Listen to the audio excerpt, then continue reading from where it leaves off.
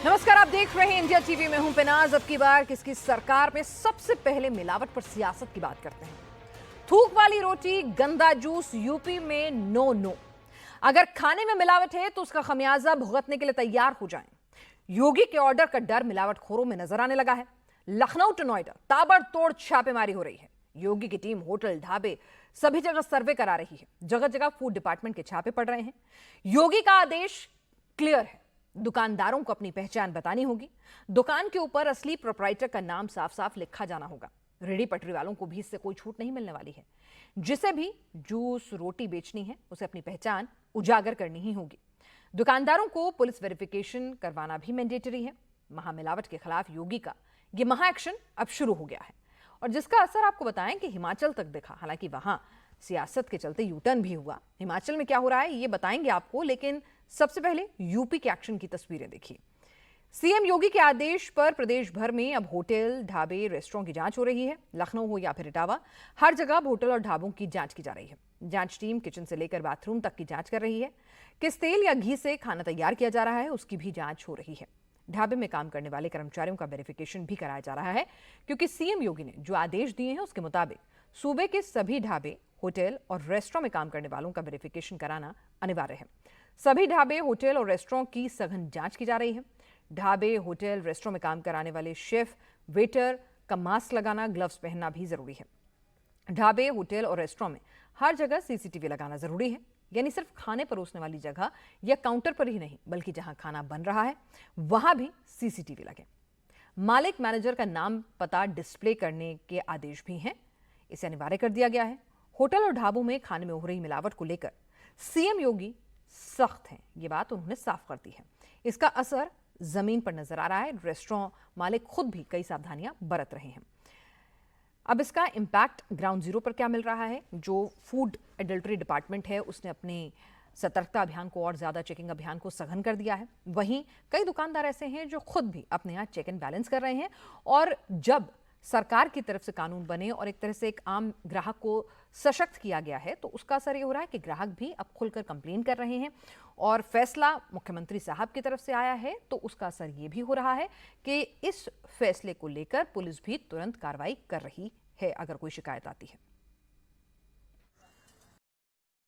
मुख्यमंत्री योगी आदित्यनाथ ने समूचे उत्तर प्रदेश के लिए निर्देश दिए हैं कि खाने पीने की जो क्वालिटी हो, खाने पीने की जो सामग्री इस्तेमाल की जा रही है उसमें क्वालिटी अच्छी होनी चाहिए और किसी भी हालत में लोगों की निजता के साथ, उनकी परंपरा के साथ खिलवाड़ नहीं मंजूर किया जाएगा। यही वजह है खाद्य विभाग को मुख्यमंत्री योगी आदित्यनाथ ने महत्वपूर्ण निर्देश दिए हैं और इसी को रियलिटी चेक करने के लिए इंडिया टीवी की टीम मौजूद है लखनऊ के बंगला बाजार इलाके में, जहां आप लाइन से देख सकते हैं कि जो रेस्टोरेंट्स हैं, खाने पीने की जो स्टॉल्स हैं, काफ़ी ज़्यादा फेमस ये दुकानें हैं और इन दुकानों में भी आप देखिए कि किस तरीके के इंतजाम किए गए हैं। हम फिलहाल दुकान पर मौजूद हैं। लोग अपने छोले का, चावल का, छोले का, भटूरे का, रसगुल्ले का, सबका आनंद ले रहे हैं और दुकान में देखिए तमाम तरीके के इंतजाम किए गए हैं। जो दुकान के मालिक हैं वो भी हमारे साथ मौजूद हैं और जो लोग यहाँ पर देखिए बने हुए हैं वो भी यहाँ पर सर पे उन्होंने कैप लगा रखी है, यानी कि खाना किसी। और आपको सीधे लिए चलते हैं दिल्ली विधानसभा, जहां अरविंद केजरीवाल अब से कुछ ही देर में बोलना शुरू कर रहे हैं। करोड़ों लोगों के आशीर्वाद से आप लोगों के बीच में जेल से छूट के आया हूँ। उन सब लोगों का मैं तहे दिल से शुक्रिया अदा करता हूँ, भगवान का शुक्रिया अदा करता हूँ। मैं हमेशा कहता हूँ, मैं जानता हूँ मेरे विपक्ष के साथी मुझे यहाँ देख के, मनीष सिसोदिया के देख के दुखी तो हो रहे होंगे। तो मैं हमेशा कहता हूँ मोदी जी बहुत ताकतवर है, बहुत ताकतवर है और अथाह पैसा है उनके पास, अथाह रिसोर्सेज हैं, पर मोदी भगवान नहीं है।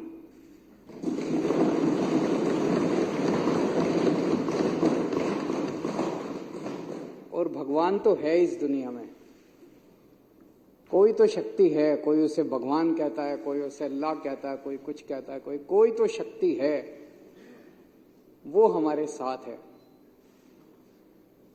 मैं माननीय सुप्रीम कोर्ट का शुक्रिया अदा करना चाहता हूं। आज हमारे देश के अंदर न्याय व्यवस्था तो है।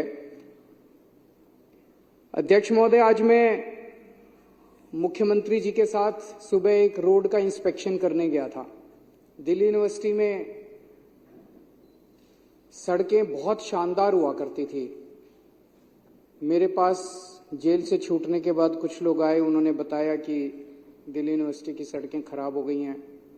मैं आज रोड इंस्पेक्शन करने गया था और बहुत बुरा हाल था सड़कों का।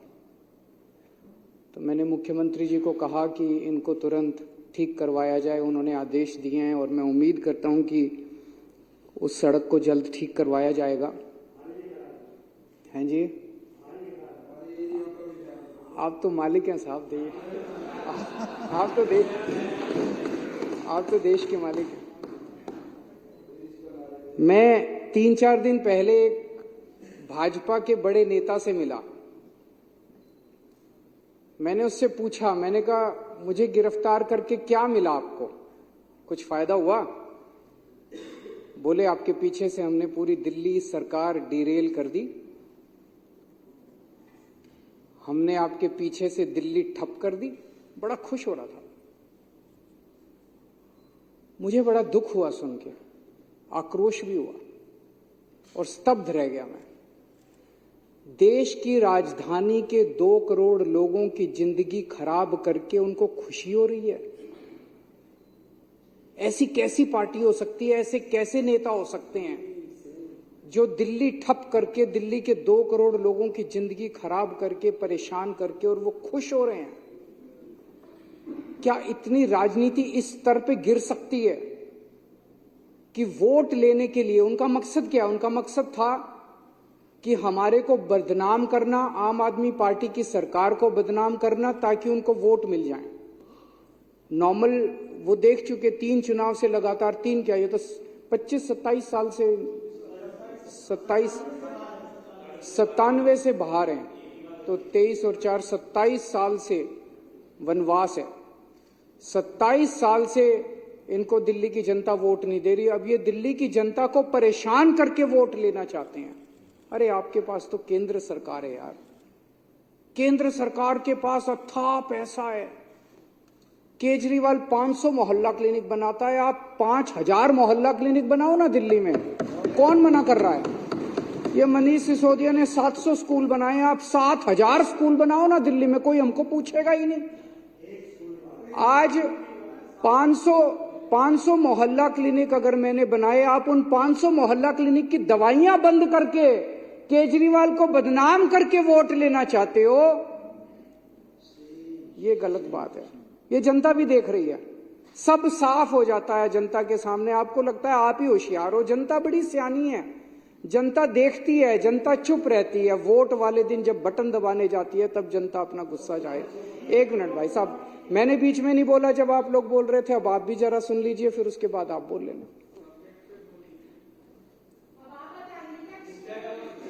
तो काम रोकने से, काम खराब करने से जनता वोट नहीं देगी, काम करने से, अच्छा काम करने से जनता वोट देगी। अच्छा काम करो। आपने मेरी गैर मौजूदगी में दिल्ली में सड़कों की रिपेयर बंद करा दी। मेरी गैर मौजूदगी में आप दिल्ली की सारी सड़कें बनवा देते, कहते हैं केजरीवाल जेल में बैठे, हम बनवा रहे हैं सड़क, देखो आप जीत ना जाते तो। बाहर निकल के मैं किस बात पे वोट मांगता? आज मैं वोट मांगूंगा, केजरीवाल आ गया, अब तुम्हारी सड़कें रिपेयर कराऊंगा मैं।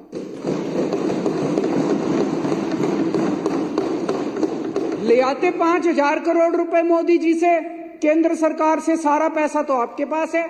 5000 करोड़ रुपए में नई नई सड़कें बनवा देते, सारी एमसीडी की सड़कें रिपेयर करा देते, सारी दिल्ली सरकार की रिपेयर करा देते, हमारे पास कुछ काम ही नहीं बचता, आप ही आप होते। लेकिन आपकी तो पूरी की पूरी मेंटालिटी नेगेटिव है। इसके काम रोको, इसको ईडी भेज दो, इसको सीबीआई भेज दो, इसको जेल भेज दो। अरे कभी कभी थोड़ा भगवान के सामने बैठ के हाथ जोड़ के शांति से भी सोचा करो। हमें बस इन्होंने बस मार्शल हटा दिए मेरे पीछे से, बताओ कोई अच्छी काम करा? वो बस मार्शल आते हैं, बेचारे गरीब परिवारों से आते हैं।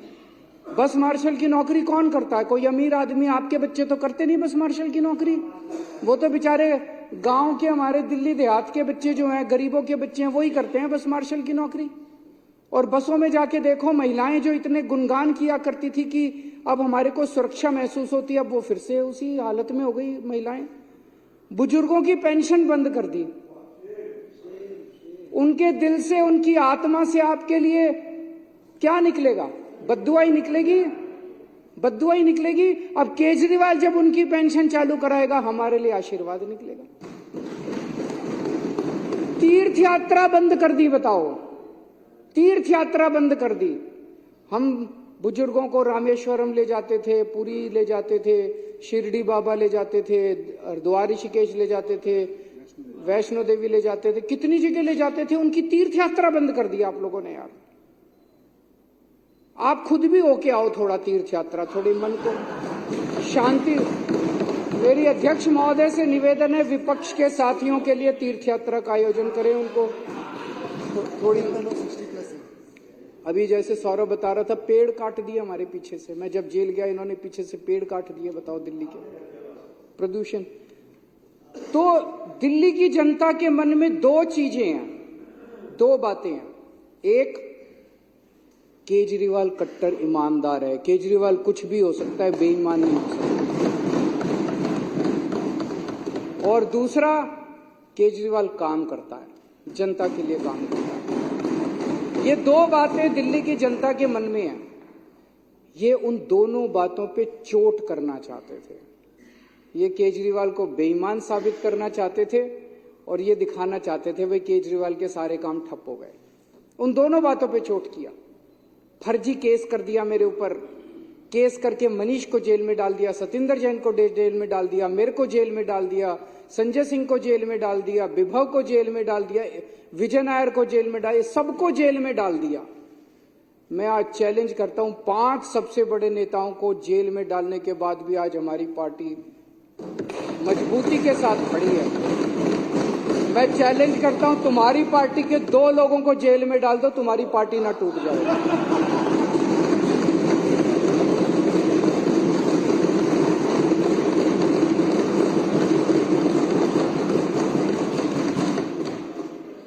और इन्होंने ऐसा कानून लगाया मेरे ऊपर जिसमें बेल भी नहीं मिलती।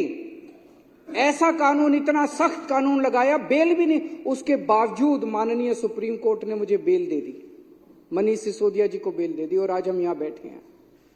जब मैं जेल से निकला, मैंने इस्तीफा दे दिया। किसी ने मांगा नहीं था, मैंने खुद ब खुद इस्तीफा दे दिया। और मैंने दिल्ली की जनता को बोला है, अगर आपको लगता है केजरीवाल ईमानदार है तो मेरे को वोट देना, वरना वोट मत देना। मैं दिल्ली में घूम रहा हूं अध्यक्ष महोदय, एक बच्चा, एक आदमी, इनके कट्टर बीजेपी वाले, आरएसएस वाले भी ये नहीं कहते कि केजरीवाल बेईमान है, कोई नहीं कहता। तो इनके सारे हथकंडे फेल हो गए केजरीवाल को बेईमान साबित करने के लिए। दूसरा, ये साबित करना चाहते थे केजरीवाल के काम ठप हो गए। मैं दिल्ली की जनता को कहना चाहता हूं, आपका बेटा आ गया, आपका भाई आ गया। इन्होंने जितने काम ठप करे हैं, सारे काम दोबारा शुरू कराऊंगा, एक एक काम शुरू कराऊंगा। जो करना पड़ेगा वो करूंगा, जैसे करना पड़ेगा करूंगा। दिल्ली की जनता को परेशान नहीं होने दूंगा, मैं काम ठप नहीं होने दूंगा। लोग कहते हैं जेल जाने से नुकसान हुआ, जरूर हुआ, मैं मानता हूं जेल जाने से बहुत नुकसान हुआ, पर केजरीवाल का नुकसान नहीं हुआ, मनीष सिसोदिया का नुकसान नहीं हुआ, दिल्ली के 2 करोड़ लोगों का नुकसान हुआ। आज जब घर से निकलते हैं अपनी गाड़ी लेके या कैसे भी, वो टूटी हुई सड़कों के ऊपर उनकी गाड़ी ऊपर नीचे होती है, प्रदूषण होता है उसकी वजह से। आज जगह जगह सीवर ओवरफ्लो कर रहे हैं, बस मार्शल हटा दिए इन लोगों ने। दवाइयां, मैं बात कर रहा था, टेस्ट बंद कर दिए। बताओ, अस्पतालों में टेस्ट बंद कर दिए यार तुम लोगों ने, दवाइयां बंद कर दी अस्पतालों के अंदर। ये सब ठीक नहीं है, ये सब ठीक नहीं है, अच्छी बात नहीं है। थोड़ा भगवान से डरो। अभिमान, किस रावण का भी अभिमान नहीं टिका था।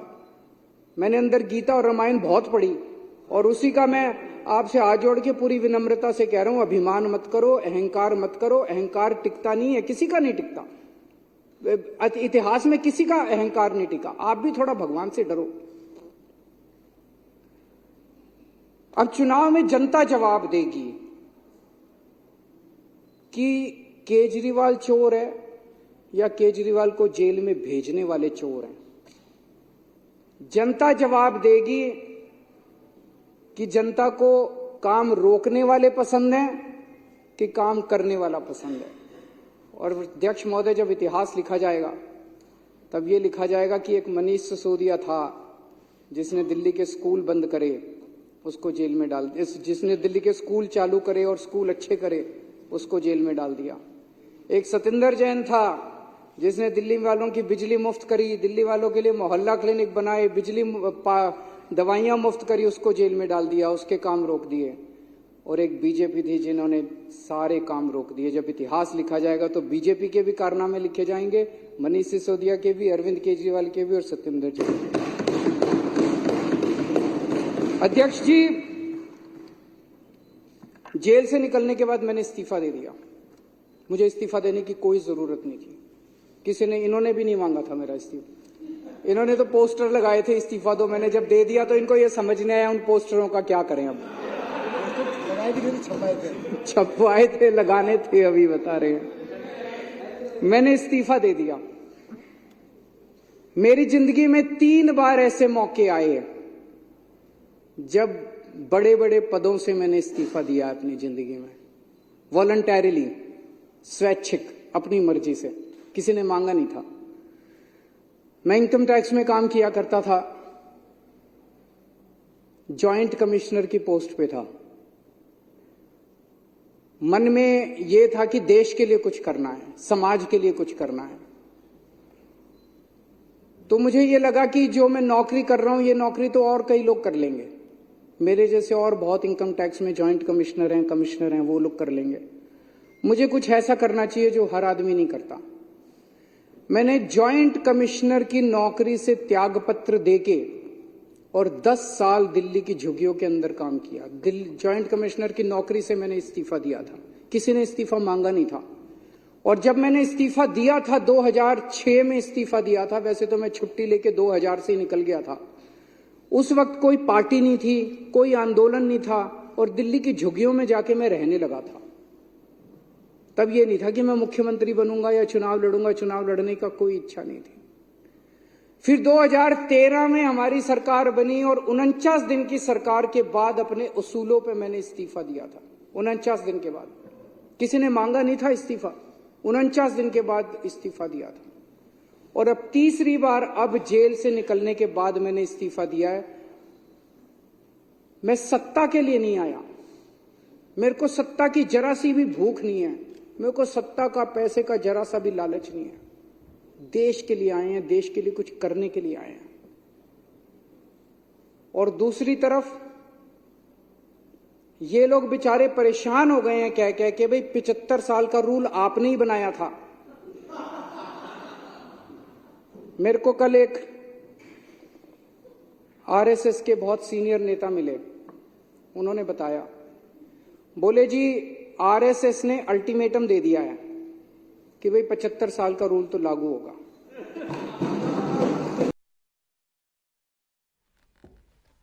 चलिए, तो सत्ता की भूख नहीं, सेवा करनी है। जिंदगी में कई बार इस्तीफा दिया, कभी सोचा नहीं था कि सीएम पद पर पहुंचूंगा, इस मंशा से काम नहीं किया और विपक्ष पर जमकर निशाना साधा।